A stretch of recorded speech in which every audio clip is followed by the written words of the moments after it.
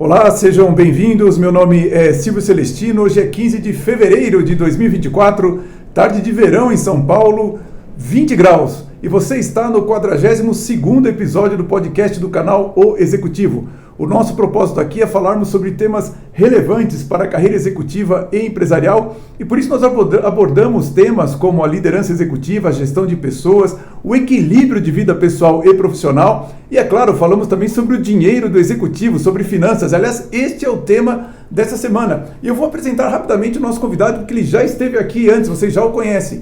Ele é formado em administração de empresas pela PUC do Rio de Janeiro e possui as certificações CFP e CGA, Certificado de Gestores Ambima. Possui mais de 30 anos de experiência em investimentos nas áreas de renda variável e gestão de patrimônio. Possui 8 anos de experiência em gestão de patrimônio, foi sócio da Gaia Consultoria de Investimentos entre 2014 e 2021, tendo feito a gestão de carteiras locais e offshore e corresponsável pela gestão de aproximadamente R$1,5 bilhão em ativos. O canal O Executivo tem a grande alegria de receber novamente o sócio fundador da Fig Tree Capital, Flávio Muniz. Flávio, seja muito bem-vindo. Silvio, como sempre, muito obrigado e sempre um prazer estar aqui com você e com a nossa audiência. Olha, e hoje estamos aqui do lado da Faria Lima, então nada melhor do que estar do lado da Faria Lima para falarmos sobre os investimentos. Acabei de chegar de férias e quando eu perguntei para o Flávio se ele já podia fazer esse nosso episódio, ele falou sim, e eu perguntei para ele: Flávio, e sobre o que nós vamos falar? Ele falou: olha, Silvio, vai ser sobre dólar, Ibovespa, as bolsas de valores americanas, o título público de 10 anos e sobre petróleo. Então, Flávio, até para eu me atualizar aqui, porque chegando de férias é sempre um pouco mais difícil, eu queria que você começasse falando sobre o dólar. Como é que recentemente a performance do dólar e a mudança percentual nos dizem a respeito das moedas brasileiras e americanas? Falei tudo errado. Como que você avalia a recente performance do dólar e a mudança de percentual, o que ela nos diz sobre a performance das moedas brasileiras da moeda brasileira em relação ao dólar? Bom, o dólar ele oscilou dentro de um intervalo relativamente pequeno, né? Entre 4,90 e poucos até 5, né? Bateu 5 lá durante alguns dias. Sim, voltou. É verdade. Mas basicamente tudo girou muito em torno de duas variáveis. A primeira foi a questão do título de 10 anos americano, como sempre, né, influenciando todos os ativos do mundo inteiro. Exatamente. E o dólar não é uma exceção, né? Por quê? Porque com juros mais altos nos Estados Unidos migram mais recursos para lá, né, para poder capturar Sim, claro. E também em torno da balança comercial brasileira, que continua bem sólida, né? Então eu acho que é por isso que esse é um dos motivos pelos quais a moeda não tenha oscilado tanto, né? Fechou em alta em janeiro, mas podia ter ultrapassado aí os 5,10, os 5,20. É verdade. Acompanhando o movimento de alta do dólar lá fora, mas não aconteceu. Mas em relação ao dólar, foi basicamente isso, né? Se resume a coisas realmente muito concentrado no que aconteceu com bons americanos. Eu sinto que esse assunto especificamente, né, Flávio, ele tem andado de lado nos últimos meses, né? Realmente eu não vejo uma grande variação do dólar acontecendo, é isso mesmo, né? Ele tem oscilado nesse intervalo pequeno, né? Até porque também a gente teve aí um período de férias no Congresso brasileiro, né? Pô, não pensei que foi também do Supremo Tribunal Federal, férias e tal, deu um alívio aí para as tensões. Então não teve muitas notícias no mercado doméstico que pudesse influenciar tanto no câmbio brasileiro. A exceção realmente foi a balança comercial, ela segue forte. O que tem acontecido recentemente é que o desaquecimento do setor agrícola, né, que foi muito forte no ano passado, ele está sendo substituído pelas exportações de petróleo, que têm sido muito fortes do Brasil para fora, né? Então tem contribuído muito para essa... Está compensando para o dólar também ficar mais estável. Entendi. Quando eu preparei as perguntas aqui, Flávio, é claro que a gente já está em meados de fevereiro, né? Mas a gente observou uma queda de 4,8% no Ibovespa em janeiro. Eu queria que você falasse quais fatores você acredita que contribuíram para essa tendência e como isso se alinha com as perspectivas de longo prazo para os próximos 12 meses. tiveram fatores pontuais, né, de ações que têm uma relevância muito grande na composição do índice Bovespa. Por exemplo, Vale do Rio Doce e Bradesco. Vale do Rio Doce a gente teve um período de turbulência aí ao longo de janeiro por conta da especulação em torno da vinda do Guido Mantega, né, para comandar a empresa, uma pressão forte por parte do governo. Isso realmente influenciou bastante o preço das ações e também a questão do minério lá na China, no mercado chinês, que andou caindo aí nas últimas semanas. Sim. Então, teve influência dessa queda de Vale do Rio Doce, teve também uma queda relevante nas ações do Bradesco, né, que anunciaram recentemente um novo plano aí de estratégia para os próximos 2-3 anos. Sim. E o mercado reagiu muito mal ao anúncio no primeiro momento. Pode ser que haja uma recuperação aí no segundo momento. A queda foi muito forte, né? O Bradesco caiu 15%. 15%, eu lembro disso. Isso foi agora no início de fevereiro. É verdade. Mas foi muito, muito relevante. E outra coisa que tem influenciado bastante o mercado local é a saída de dinheiro de estrangeiros, né, recentemente. É mesmo? É a saída de estrangeiros e o pequeno fluxo também do movimento estrangeiro na Bolsa. Os volumes têm estado mais baixos, né? E por que isso acontece? Justamente por causa do movimento de aversão a risco, né? Então, quando você tem uma alta dos juros americanos, né? Não é só a alta, né? É a oscilação dos juros americanos. Quando ela é muito forte, como aconteceu agora em janeiro, né? E tem acontecido também agora no início de fevereiro, você tem um movimento de aversão a risco. Os mercados emergentes que representam mais risco para o investidor ficam em segundo plano. Certo. Né? Então, você não só tem os capitais sendo atraídos para os Estados Unidos para buscar uma remuneração de juros maior, e até a Bolsa lá tem subido, né? Sim. Sinal, mas aí diria que mais também por fatores, uma parte disso, né, são fatores específicos das empresas que tem grande composição no índice lá, mas existe esse movimento de aversão a risco, e aí os mercados emergentes não capturam esse fluxo estrangeiro. Sim. Né? Eles ficam largados, né, como a gente costuma falar no mercado. Né? Não está muito no foco do investidor estrangeiro no momento. A outra coisa, desculpa, só para terminar, a outra coisa que também influenciou na Bolsa, que também pode influenciar agora nos próximos meses, é o comportamento do mercado chinês. Né? A Bolsa chinesa andou caindo bastante nessas últimas semanas, muito ainda por conta da fraca recuperação econômica, da crise imobiliária lá, né? E agora a gente vai falar um pouco mais sobre isso. Sim, a última pergunta vai ser a China. Né? E agora também um medo de um contágio maior dessa crise imobiliária na economia como um todo. Né? E para reforçar isso que o Flávio está dizendo, eu vi uma análise ontem do George Gammon, né, falando sobre o fato de que os juros dos títulos americanos de 30 anos estão mais baixos, também porque como os bancos estão mais avessos a risco, eles estão deixando o dinheiro investido nesses títulos de longo prazo. Então, por isso que a taxa abaixa, o que significa que o dinheiro diminui para o nosso lado também. Exato. Por aí. A taxa mais longa, né? No caso, a taxa mais longa, sim. Acaba diminuindo. E uma coisa interessante, né? Muitas vezes, se não me engano, houve uma mudança no board do Bradesco, né?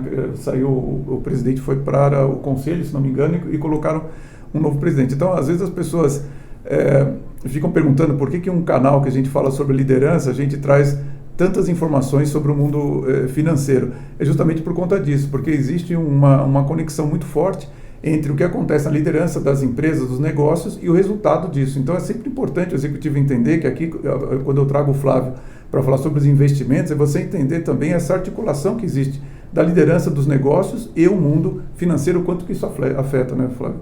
Sem dúvida. Eu notei aqui também que o Standard Poor's ele teve um aumento de 1,5% em janeiro. Como é que você interpreta essa mudança em relação à saúde econômica dos Estados Unidos, que me parece também que existe uma preocupação, né? Olha, o mercado de bolsa lá tem se mostrado bem sólido, né?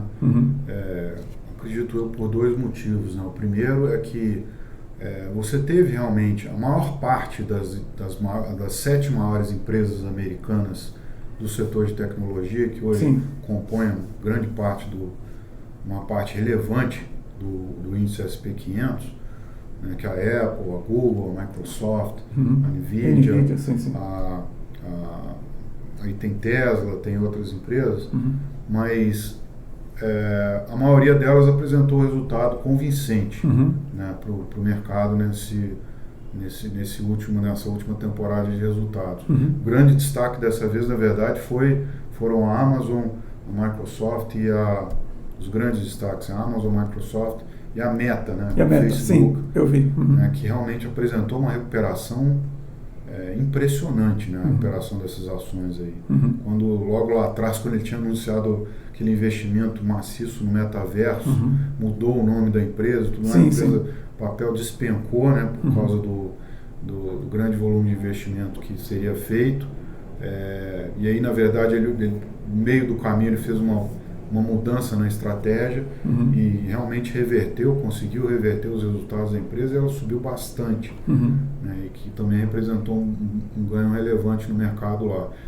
E a outra coisa, para essa alta nos Estados Unidos, que até bateu o recorde aí histórico, ultrapassou 5 mil pontos, o S&P 500, é que o mercado ele está confiante de que o Fed vai começar a cortar os juros de fato esse ano. Né? Seja por qual motivo for. Né? Pode ser por um motivo bom ou por um motivo ruim, mas o fato é que o mercado continua apostando nisso. O que aconteceu é que houve um ajuste do time dessa aposta. Sim. Eu não lembro se eu coloquei aqui essa... O ajuste foi no mercado de renda fixa, principalmente. Eu vejo duas coisas aí no que você está falando, né? Primeiro que eu estava vendo que estão começando a haver demissões também nas empresas americanas, e isso para o mercado acionário é considerado um ponto positivo. E também as empresas estão fazendo buybacks, né? Estão recomprando as próprias ações, e isso também favorece o mercado. O que me chama a atenção aí nesse caso é exatamente isso, né? Se as empresas estão indo bem, por que está acontecendo então essas demissões, né? O que está acontecendo nesses ajustes? Eu vi que a última notícia que eu vi ontem parece que a Cisco demitiu também algumas pessoas. Você tem alguma análise nessa linha, Flávio? Eu acho que é natural acontecer isso, são ajustes pontuais aí que as empresas estão fazendo. É lógico que se esse movimento vai continuar ou não vai depender de como ficar a atividade econômica lá, né? E aí tem vários outros fatores que vão influenciar nisso. Sim. Então é difícil dizer se vai continuar por mais tempo ou não. Por enquanto, eu diria que é uma coisa um pouco mais pontual. Sim. Até porque as empresas continuam apresentando resultados, a maior parte dessas 7 que influenciam tanto aí no índice SP500, elas continuam apresentando um resultado sólido. Algumas já começaram a patinar, né? O resultado da Apple foi ok, mas não foi tão bom como esperava, né? Os últimos. O resultado, a Google também apresentou, um Alphabet no caso, um resultado um pouco pior do que o mercado esperava. A Tesla está patinando bastante. Sim. Mas a maioria delas ainda continua com resultados robustos. Inclusive, eu estava vendo o índice Nasdaq, né? Ele teve um crescimento de 30,9% em 12 meses. E quais setores específicos estão impulsionando esse desempenho? São essas que você falou? Principalmente essas empresas. Entendi. Porque uma coisa que me preocupa, eu vi que uma notícia que eu devia ter trazido aqui, mas eu não coloquei, que, se não me engano, o JP Morgan está fazendo um desinvestimento importante no que diz respeito relacionado a ESG. E muitas dessas empresas, por exemplo, o Tesla, eu sei que depende muito desses investimentos, né? Então, assim, acho que existem também alguns componentes aí mais complexos do que o que a gente está falando, né? Também, sem dúvida. Eu queria levar em conta agora justamente o que eu considero o chão do mercado, né? Que é o título público de 10 anos. O Flávio, ele tem chamado muita atenção nossa para esse indicador ao longo dos meses. E ele aumentou para 4,24, né? Tendo fechado janeiro com 3,9. Eu queria saber qual que é a sua visão a respeito dos títulos do Tesouro como um investimento seguro em tempos de tanta volatilidade no mercado. Sem dúvida nenhuma, um dos investimentos mais seguros no mundo hoje, apesar dos Estados Unidos estar caminhando por um estoque de dívidas gigantesco, né? Pois é. Mas ainda o dólar ainda é a moeda de reserva mundial, né? Os Estados Unidos ainda goza de muita credibilidade, né, por parte dos investidores. É o mercado mais líquido do mundo. Né? Agora, o que causa preocupação não só, né, a alta dessas taxas, né, que do início do ano para cá, né, subiu aí mais 0,35%, que é bastante, considerando um mercado tão líquido como esse. Mas o que preocupa bastante são as oscilações. Né? E ele oscilou muito aí desde o início do ano. Né? Sim. O mercado vinha aí, fechou o ano a 3,90. Em janeiro, o mercado ficou praticamente o mês inteiro especulando sobre como seria a reunião de 31 de janeiro do Fed. Né? Já jogou a taxa lá para baixo de novo, né? Momentos antes da reunião do Fed, apostando que o Fed ia começar a cortar os juros mais rápido do que a maior parte dos investidores estavam esperando, o que não aconteceu, né? Ele fez um discurso dúbio, a meu ver, né? Não deixou nenhuma dica tão clara ainda, né? Mas ele também não admitiu de que eles realmente estavam pensando em cortar os juros em março. Entendi. O mercado já esperava que ele já ia dar uma dica que ia começar a cortar em março. Então, o mercado, como a gente já vinha até falando, né, desde dezembro, exato, o mercado já tinha antecipado muito esse movimento de corte de juros americanos. Houve uma alta forte nas bolsas lá fora, aqui no Brasil também em dezembro, por conta disso. Até momentos antes da reunião do Fed, continuava apostando nisso. Acabou não acontecendo. Então aí agora houve um ajuste e o mercado passou a apostar no primeiro corte de juros com uma probabilidade mais alta de acontecer agora em junho, não mais em março. Colocou quase um trimestre à frente. Né? Alguns apostando em maio, outros em junho. Então, agora, é uma mudança considerável, né? O mercado estava num oba-oba danado lá desde dezembro. Assim, Flávio, desculpa até ter te cortado, mas eu acho estranha essa expectativa, porque até a gente teve um comentário aqui no último vídeo, a pessoa falando, mas a inflação está 3,9 e tudo mais. Eu falei, mas como que vai abaixar os juros com essa inflação? Quer dizer, até você falou uma frase importante, que você disse assim, olha, vai abaixar se tiver algum outro evento, não por causa da inflação. É isso mesmo, né? Quer dizer, aparentemente, se tiver que ter abaixar, não vai ser por causa da inflação. O mercado, ele estava apostando ainda fortemente que haverá uma conversão rápida dos 3,9 para, na verdade, o Core PCI já estava em 3,2. Certo. Dos 3,2 para os 2, que é o objetivo do Fed. Sim. Então, ele correu muito na frente e estava esperando realmente uma queda muito rápida nessa inflação.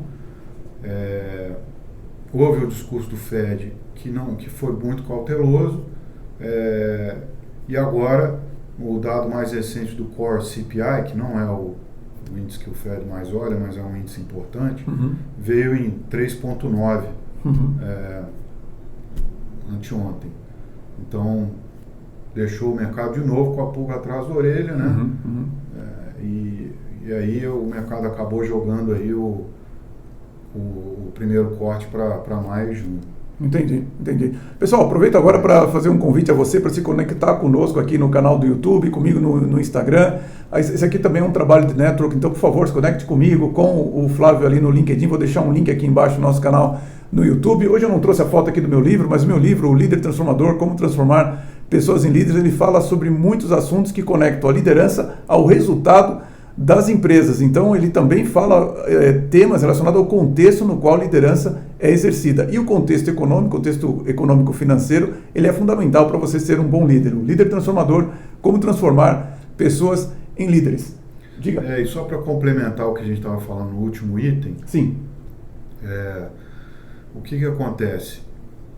Existe também no mercado um grupo não pequeno de investidores, né, de estrategistas que já estão olhando também para um outro motivo pelo qual o Fed precisaria cortar os juros. É aquilo que você mencionou no início da tua pergunta. Que seria isso? Ou uma crise que possa vir de fora, China, Japão, Europa, algum lugar, ou o agravamento da crise bancária, da própria crise bancária americana. Sim. Isso foi, inclusive, alguns dias ao longo desse início de ano, foi comentado, realmente houve uma quebra de um outro banco de Nova York. Nova York tem um banco, esqueci o nome agora, comunitário, né? Esqueci o nome agora. New York Community. Isso, exatamente. E as ações caíram mais de 40% num dia só. Então voltou-se a falar um pouco disso daí, né? Depois arrefeceu de novo. Mas, assim, existem outros riscos aí no radar, né, que podem levar o Fed a cortar antes também. Né? E comenta-se também uma parte política, né, que a gente vai ter eleições americanas aí esse ano, né, que também, assim, aí é mais especulação, né? Existe um grupo de investidores que acha que o Fed pode agir politicamente, né, querer cortar os juros antes, né, porque favoreceria o governo atual. Porque teoricamente o Powell preferiria algum democrata na presidência do que o Trump. Então existe também uma conversa a respeito disso daí. Eu só quis mencionar essas outras variáveis, essas outras coisas que estão no radar aí também para os investidores ficarem, né, atentos, né? Eu acho que existe, a gente falou aqui sobre os títulos públicos, falamos sobre a Bolsa de Valores americana e brasileira, e falamos sobre o dólar em relação ao real, né? Então, tudo isso trabalha de maneira muito articulada, né, Flávio? Assim, eu vejo muita preocupação nessa questão dos bancos regionais americanos. Na verdade, quando aconteceu a quebra do Silicon Valley, depois que outros bancos, até chegar no Credit Suisse lá na Europa, sempre se dá uma ideia de que não, a crise está contida e tudo mais. Só que eu lembro que, se não me engano, não lembro se foi em julho ou agosto que nós falamos sobre os títulos que os bancos têm, como é que fala? De held maturity, né? Que ainda não held to maturity. E que eles não estavam, como é que fala? Precificados ainda, né? Então, isso tudo todo mundo está olhando, né, Flávio? Então, assim, é realmente uma questão, porque a crise nunca é um evento, a crise é um processo. Então, existe um processo realmente acontecendo, e que por isso que a gente chama tanto a atenção, porque isso pode afetar muito as suas finanças. Porque, por exemplo, quando eu menciono aqui, olha, mas as empresas estão demitindo, por que eu estou trazendo essa informação para você? É porque uma informação que o Fed olha para saber se ele vai aumentar ou diminuir a taxa de juros é justamente o nível de emprego nos Estados Unidos. Então, você acompanhar se as empresas estão demitindo ou estão admitindo pessoas é uma informação prévia para você saber se realmente essa perspectiva indica que o Fed vai aumentar a taxa, vai diminuir a taxa. Então, tudo isso tem uma articulação, né, Flávio, a respeito das decisões do Fed. Do mandato do Fed, né? Então, ele olha bastante, sem dúvida. São coisas, como você falou, essa questão dos bancos americanos é um dos temas que saíram um pouco da imprensa no final do ano passado. Sim. Né? E voltou agora, né? Voltou ao radar e tal, mas são coisas que não estão resolvidas. Exato. Então, vale a pena ter sempre em mente isso daí, né?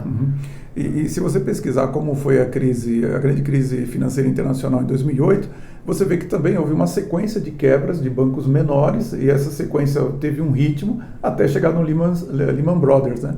Então, assim, é uma coisa preocupante, você precisa estar atento para ver como que dessa vez tanto o Banco Central e mesmo o governo americano vai gerir essa questão. Eu anotei aqui também que o petróleo teve um aumento de 4,7% em janeiro, mas uma queda de 5,7% ao longo de 12 meses. Como que você está aconselhando seus clientes, como você está aconselhando seus clientes a responder a essas flutuações? Eu acho que o petróleo, assim como a maior parte das commodities, é uma dos ativos mais difíceis de você prever realmente. Commodity, petróleo, é muito volátil, né? Ele oscila muito. E agora a questão do petróleo, que está muito influenciada, como sempre, mas agora mais ainda, pelos problemas geopolíticos que a gente está tendo, que também não estão resolvidos ainda, né? Guerra Israel-Hamas, Taiwan, Coreia do Norte está sempre aí, Ucrânia. Então, existem muitos focos aí de questões geopolíticas que permanecem no radar. Então, eu ficaria de fora do mercado de petróleo e na parte de commodities também olharia com muito cuidado, porque realmente estamos passando por momentos aí muito delicados. Né? Não é um ativo que já é difícil de você prever, né? Ainda mais com eventos como esse, não ficaria operando, não. Mesmo no longo prazo, não? No longo prazo você teria uma perspectiva mais... assim, você diz claro. Para petróleo? Petróleo... Não, eu acho que assim, o ouro sempre é um investimento interessante para longo prazo. Né? Eu acho que o ouro é o que a gente chama realmente de moeda. Então é bom sempre ter um pouquinho guardado. Principalmente pelos momentos que a gente vive, de inflação mais alta, claro, né, claro. de ações e tudo mais, é sempre importante, sempre recomendável você ter um pouquinho. Mas assim, as demais commodities não vejo muita coisa a fazer, não. As commodities agrícolas elas andaram caindo bastante, notadamente a soja aí, né? Algodão, soja. Aliás, falando sobre commodities agrícolas, eu não anotei aqui, mas existe uma expectativa de uma quebra de safra para esse ano, é isso mesmo? Então, enfim, eu acho que esse mercado eu ficaria de fora, tá? Tá, entendi. Não, entendi, tá bem claro. Eu queria saber o seguinte, diante do que a gente falou aqui do Ibovespa, né, quais são as expectativas para fevereiro? Eu sei que nós já passamos a metade do mês e a gente está voltando aqui com o nosso podcast, mas qual é a sua expectativa para o Ibovespa para o término de fevereiro e ao longo de 2024 e como que isso influencia a estratégia de alocação de ativos? Eu acho que a Bolsa Brasileira, ela não tem muita dúvida que ela está barata, tá? Em termos de múltiplo, várias ações estão com preços atrativos. O múltiplo do índice em geral ele está ali oscilando na banda de baixo da média histórica. Sim. Então, a bolsa realmente está barata. O problema da bolsa hoje é justamente o que a gente chama de carrego, né? Ou seja, o custo de oportunidade de você está ali na bolsa e ela parada ou caindo com um CDI a 11%. Nossa. 11,25%. É muita coisa. É muita coisa. Né? Então, esse é o maior problema. Além disso daí, a questão do investimento estrangeiro que não está vindo. Né? Mas a médio e longo prazo, eu acho que a Bolsa é interessante de se ter alguma coisa, a Bolsa brasileira. Por questões de valuation mesmo, questões de preço. Do nível que está agora. Pode demorar um pouquinho aí a começar a subir de forma mais consistente e eu acho que isso daí vai depender da performance dos juros americanos, principalmente. É claro que fatores aqui domésticos influenciam também. Acho que a Bolsa Americana ela está num preço alto agora no momento, mas as empresas continuam apresentando bons resultados, né? Então sempre é um ativo interessante de se ter a Bolsa Americana. Os próprios juros americanos, esse patamar aí de 4,25. É alto, né? É alto. Os curtos estão mais altos ainda. 2 anos você consegue ganhar mais de 4,5, 4,7. Em dólar, né? Em dólar também é interessante. E assim, eu vejo que o mercado acionário até teve nos Estados Unidos teve uma queda recentemente, mas a tendência dele é de alta. E quando você falou que ele está em um nível alto, mas quando você faz o ajuste pela inflação, ele não chegou no pico, né? Apesar do número em si ser esse. Isso exige um reposicionamento da carteira dos investidores para capitalizar em cima disso? Como que você vê essa situação? Eu acho que a Bolsa Americana é interessante de se ter quase sempre, né? Principalmente por conta da qualidade das empresas que estão lá. Uhum. São empresas globais que geram um caixa gigantesco. É verdade. São inovadoras em termos de tecnologia. Enfim, são sempre ativos interessantes de se ter. Então, eu gosto bastante. Uhum. Tá realmente um nível mais esticado, né? Sei. Não é para ter muito, mas alguma coisa eu acho que é sempre interessante de se ter. Agora, a renda fixa brasileira também é muito interessante. Ainda mais com a estabilidade do dólar, né? Ainda mais com a estabilidade do dólar, você tem um prêmio bem alto, né? Uhum. Hoje, para títulos do governo, você tem uma curva relativamente flat, né? Relativamente estável em termos de juros reais, né? Sei.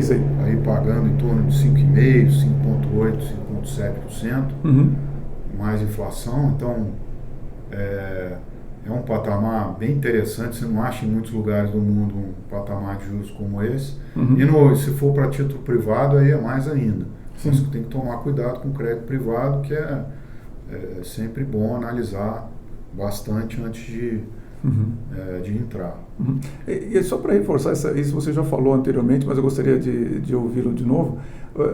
Ainda existem pessoas que têm um certo receio de fazer investimentos lá fora, em bolsa e tudo mais. Hoje é um investimento tranquilo de ser feito, né, Flávio? Muito mais fácil hoje do que há pouco tempo atrás. Não tem o menor dúvida. Hoje você abre uma conta lá fora num aplicativo de celular. Né? É mesmo? Já fecha o câmbio ali mesmo, já fica o teu dinheiro lá. Vários bancos já fazem isso. Você investe lá no aplicativo que você usa do teu banco aqui. Consegue ter um leque de opções bem interessante de investimento lá fora. Investimento no exterior é muito interessante. Entendi. O brasileiro ainda conhece pouco, mas deveria olhar mais para isso. Porque eu acho que tradicionalmente o brasileiro ele só quer mais olhar para o exterior quando está com medo de alguma coisa aqui. E olhar para o exterior para ele às vezes é comprar dólar, né? Basicamente então, é isso. Não olham muito como uma outra opção interessante de investimento, né? Eu acho que tem algumas casas que estão fazendo um trabalho muito legal em torno disso. Eu acho bem legal.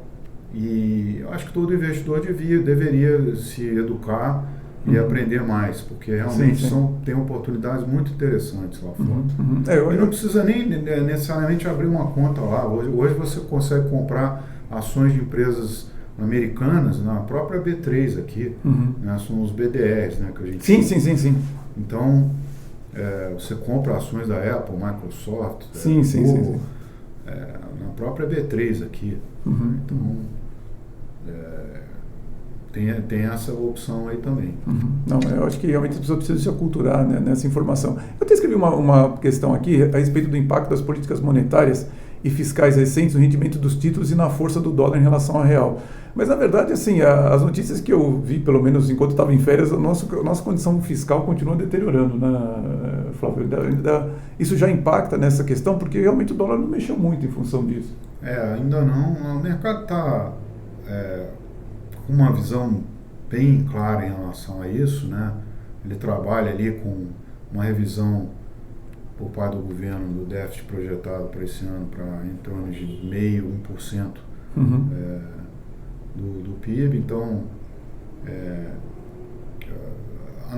a menos que a gente tenha alguma outra notícia mais negativa em torno disso, né? Com gasto extraordinário ou números piores do que esperado nos próximos meses, que façam esse número subir mais do que 1% de déficit, aí o mercado vai começar a olhar de novo. Mas, por enquanto, Por enquanto ainda não. Eu lembro que você falou para mim na nossa nosso último podcast, no começo em janeiro, que já estava meio que precificado isso, né? Esse déficit. Sim, continua. Sim. Então estamos dentro daquilo que você falou que está precificado. Sim, por enquanto sim, mas vale a pena ficar de olho. Bom, esse governo tudo é possível, né, em termos de gasto. Eu queria saber, devido às condições então econômicas e políticas globais, até você estava falando das questões geopolíticas que interferem no petróleo e tudo mais, quais setores você considera mais promissores para investimentos em fevereiro e além? Eu sei que nós estamos no finalzinho de fevereiro aqui, mas como que você está vendo aí, quais são os setores que você entende que os executivos devem prestar atenção na hora que eles refletem sobre onde alocar os seus recursos? Você diz em bolsa? Em bolsa, ou então de uma maneira geral mesmo, você falou um pouco de commodities também, a preocupação que você tem, o título. Como você acha que o executivo tem que enxergar todas essas... Porque nós estamos numa situação complexa. Eu vejo assim que a gente falou sobre o dólar, mas isso tudo, se a gente for olhar, a quantidade de conflitos de geopolíticos, eles estão aumentando em vez de diminuir. Você tem a questão da eleição americana, você tem a questão, aqui no Brasil, as eleições municipais. Eu achei muito engraçado quando você falou, olha, o pessoal estava de férias, né, tanto o Congresso quanto o STF em janeiro, então é mais tranquilo. E realmente é verdade. Então, quando você vê todo esse caldo, eu sei que a gente tem falado sobre isso, mas agora estamos em fevereiro. Existe algum setor ou alguns setores que você acha que o executivo poderia prestar um pouco mais de atenção? Assim como a gente falou, inclusive, investir lá fora, existem alguns setores que você acha que o executivo tinha que prestar um pouco mais de atenção na hora de fazer o seu investimento, de proteger os seus investimentos? Olha, em relação à Bolsa aqui, eu sou muito favorável e eu concordo plenamente com a visão de um dos grandes gestores que a gente teve aqui no Brasil, ainda tem,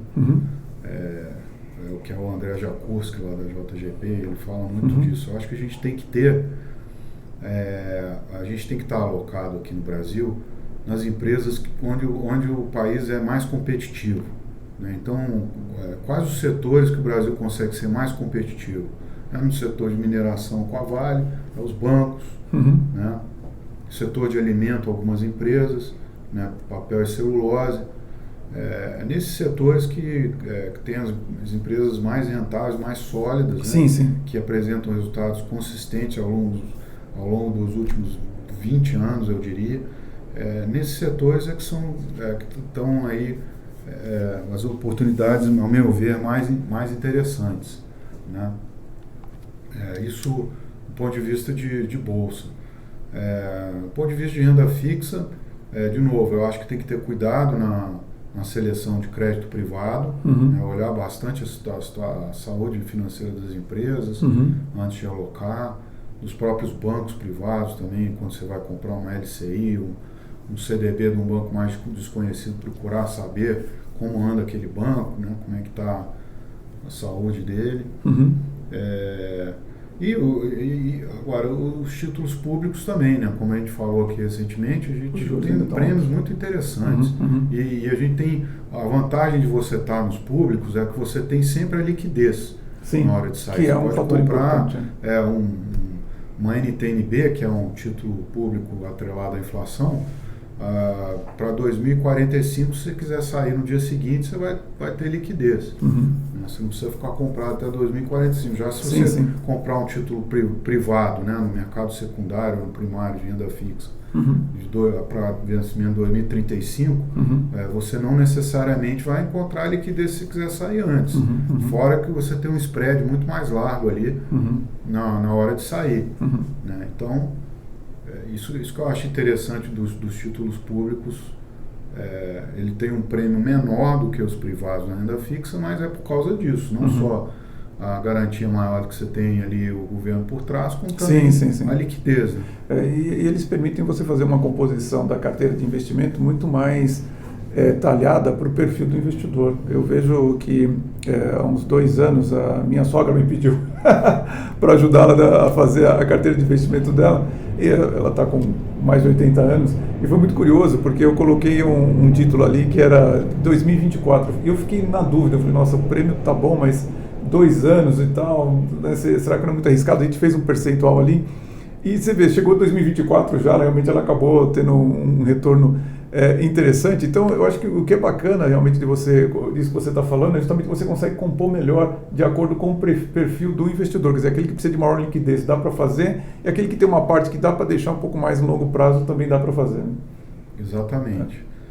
O mercado de título privado, né, de renda fixa, aí seria notadamente debêntures, CRAs, CRIs, LCI, LCA, ele teve um desenvolvimento importante aqui no Brasil nos últimos anos. A liquidez aumentou bastante com as plataformas, né, você teve um volume de transações muito maior, né, e isso foi muito bom para esse mercado. Mas ele ainda tem essas questões de liquidez que não se comparam com os títulos públicos. Né? Realmente o título público, você tem os leilões do Tesouro toda semana, né, que você consegue transacionar ali no mercado primário também. Então, é uma liquidez interessante. Entendi. Flávio, a gente estava falando um pouquinho antes aqui de a gente começar sobre você falar um pouquinho sobre essas questões de investimento para o público, né? E às vezes eu fico um pouco na dúvida se mesmo um executivo ele consegue entender todas as expressões que você usa aqui na hora que você está explicando. E o nosso canal ele é para executivo e ele é também para as pessoas que estão indo para um cargo de gestão, que queiram trabalhar seguindo a sua carreira em liderança. Se alguém quiser te contratar para uma palestra, para você, por exemplo, fazer uma palestra para executivos dentro de uma empresa, explicar um pouco melhor, já que você não é atrelado a um banco, você teria um pouco mais de liberdade para falar sobre todas essas questões com um pouco mais de liberdade. É possível a pessoa te contratar para uma palestra? Sim. Pode entrar em contato com você para isso? Sim. Então tá bom. Então, pessoal, como eu falei, tem um link aqui no LinkedIn aqui embaixo para vocês contactarem com o Flávio. Se vocês quiserem falar comigo também, não tem problema, a gente faz a ponte, mas eu acho que é interessante, né, Flávio? Muitas vezes eu percebo que nem sempre os executivos entendem tudo isso. E eu já peguei, inclusive, um empreendedor que, para mim, é a mais absoluta surpresa. Ele deixava tudo na mão do gerente do banco. E eu falei para ele, mas você poderia entender um pouco mais? Não estou dizendo para tirar de lá. Ele falou, olha, para você poder articular um pouco mais a conversa, entender um pouco mais o que ele está falando. Mas para ele fazer isso, precisaria ter o seu conhecimento no sentido de, pelo menos, os jargões, do que você está falando, né, Flávio? Então é possível contratar para isso. Tá bom? Sim.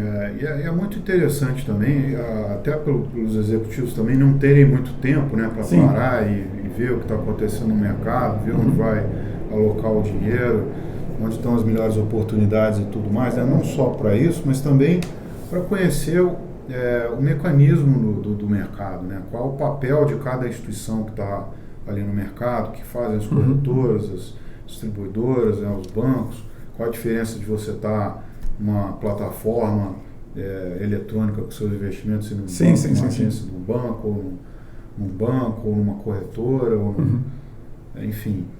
É importante entender o mecanismo de forma geral, né, o mecanismo de mercado, para você saber também a melhor forma de investir. Né? Sim. Isso é uma coisa relevante. E acho que você tem uma didática muito boa, a hora que você explica as correlações de todos esses fatores com o investimento que o executivo porventura esteja fazendo. Então, você está interessado em conhecer um pouco mais, não apenas os jargões, mas exatamente o que está acontecendo, como o Flávio tem explicado para nós aqui todos esses meses. Entre em contato com o Flávio, como eu falei, o LinkedIn dele está aqui embaixo. Se você quiser entrar em contato comigo também, eu faço a ponte, não tem problema nenhum.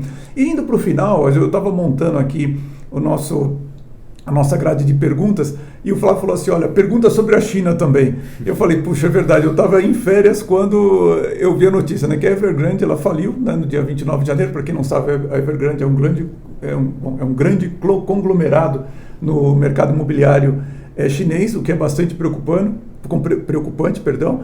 E aí a minha pergunta é bem abrangente, né, como é que está a China, Flávio? Olha, eu não sou a pessoa mais indicada para saber exatamente o que está acontecendo lá. E, na verdade, eu diria, eu vou mais além. Acho que poucas pessoas aqui no Brasil sabem de fato, né? Até porque é um país comunista, né? Vamos combinar. Né? O que acontece lá. Mas o que está sendo dito no mercado, né, são opiniões relevantes de pessoas que têm presença na região, que estão sempre lá e tudo mais. É que a crise imobiliária lá, ela realmente está mais séria do que está sendo dito aí pelo mercado, e que isso eventualmente pode respingar na parte financeira lá na China, financeira, digo eu, no sistema financeiro, nos bancos chineses, e que, enfim, é bom ficar antenado realmente no que se passa lá, né? De novo, é muito difícil saber ali real time, né, o que acontece sim, claro. de fato lá dentro, mas é o que está sendo dito. Então, e para o Brasil isso tem um impacto bem relevante, né? Nosso maior cliente. Exatamente. Né, nas exportações, principalmente do setor agrícola aí, e commodities. Então tem que acompanhar. É um fator de risco elevado. A bolsa lá, como a gente falou no início, andou caindo e andou oscilando bastante aí no início desse ano. Sim. Então eu acho que vale acompanhar. Teve uma colocação de um dos gestores agora em janeiro, que também é relevante, quer dizer, nunca foi observado uma situação em que você teve uma crise imobiliária séria que não tenha afetado de forma relevante no sistema financeiro. Então, crise imobiliária a gente já sabe o que está acontecendo. Sim. Vamos ver quanto vai respingar, né? Bom, são palavras no mínimo de atenção, Flávio, porque realmente você está dizendo que o setor imobiliário está com problema, o setor financeiro é muito atrelado ao setor imobiliário, todo mundo tem que ficar atento por conta do que pode acontecer no setor financeiro hoje, que é todo interconectado. Então, quando um banco está com problema na China, pode afetar o sistema financeiro como um todo, mas também pelo fato da China ser o principal parceiro comercial do Brasil, nós temos que estar atento a isso. Flávio, alguma consideração final? Não, acho que é isso. É recomendada a atenção plena aí aos investidores, dado o balanço de risco que a gente está vendo pela frente, mas eu acho que ainda tem muitos prêmios interessantes aí para serem capturados aí, aqui na renda fixa no Brasil, um pouco de bolsa também, mercado americano sempre interessante, tanto renda fixa como bolsa, mas ficar ali antenado para o que está acontecendo. Podemos ajudar com isso. Sim, né? Sim, claro. Se for o caso de alguém que tem interesse em conversar mais, em aprofundar um pouco mais. E é isso. Desejo aí sucesso a todos e que nós que naveguemos nesses mares turbulentos da melhor forma possível. O ano realmente, eu já tinha até escrito a respeito disso no meu newsletter, eu falei, olha, o ano vai exigir uma atenção redobrada em tudo e vai exigir tudo de todos, né? Atenção, conhecimento e tudo mais. Espero que a gente esteja contribuindo aqui. Aliás, tenho certeza que, principalmente com os conhecimentos do Flávio e toda a sua experiência, isso está fazendo diferença. Eu gosto muito do Flávio pela serenidade com que ele fala de questões que são agudas, que são, às vezes, um pouco... como é que eu vou dizer assim, difícil de você entender no primeiro momento, mas ele consegue explicar de uma maneira muito serena e acho que isso dá muita segurança para você que tem que tomar decisões. E a gente não vai ficar muito longe do Flávio não, porque o mês está na metade, daqui a pouco a gente vai falar sobre como é que foi o mês de fevereiro e fazer as projeções para março. Então, Flávio, eu conto com a sua presença novamente na primeira semana de março para a gente já pegar o ritmo desse ano, e interessante, né? A gente já vai para concluir o primeiro trimestre. Impressionante como o tempo passa rápido, né? É verdade. Então, ok. Flávio, olha, queria mais uma vez agradecer então pela sua presença aqui no podcast do canal O Executivo. Um prazer, como sempre. E agradecer mais uma vez a você pela sua audiência. Fica o meu convite para você se conectar no nosso canal, compartilhar esse vídeo. Na próxima quinta-feira da semana que vem, dia 22, a gente vai começar a colocar os nossos vídeos às 19 horas. Estamos fazendo algumas mudanças aqui, por isso que está sendo gravado. E na próxima semana, dia 22, 19 horas, mais um podcast do canal O Executivo. Eu conto com a sua presença. Um grande abraço e vamos em frente!